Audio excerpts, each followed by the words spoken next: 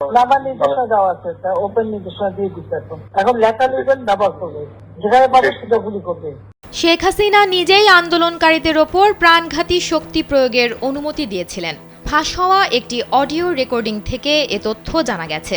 BBC এই recording যাচাই করেছে। ফাঁস হওয়া অডিও অনুসারে নিরাপত্তা বাহিনীগুলোকে বিক্ষোভকারীদের বিরুদ্ধে প্রাণঘাতী অস্ত্র ব্যবহারের অনুমতি দেন তৎকালীন প্রধানমন্ত্রী শেখ হাসিনা। সরকারি এক ঊর্ধ্বতন কর্মকর্তার সঙ্গে কথোপকথনের এই অডিও এখন সবচেয়ে গুরুত্বপূর্ণ প্রমাণ। এতে প্রায় ১৫০০ মানুষ নিহত হয়েছেন বলে জানিয়েছে জাতিসংঘ। আন্দোলনকারীদের দেখা মাত্রই গুলির নির্দেশ দিয়েছিলেন সাবেক প্রধানমন্ত্রী শেখ হাসিনা। বিবিসির এক অনুসন্ধানী প্রতিবেদনে এ তথ্য জানানো হয়েছে। ৯ জুলাই বুধবার এই প্রতিবেদনটি প্রকাশ করেছে বিবিসি। সংশ্লিষ্ট একটি সূত্র বিবিসিকে জানিয়েছে, গেল বছরের ১৮ জুলাই নিজের সরকারি বাসভবন গণভবন থেকে শেখ হাসিনা ওই ফোন আলাপটি করেন। চলতি বছরের মার্চে এটি ফাঁস হয়।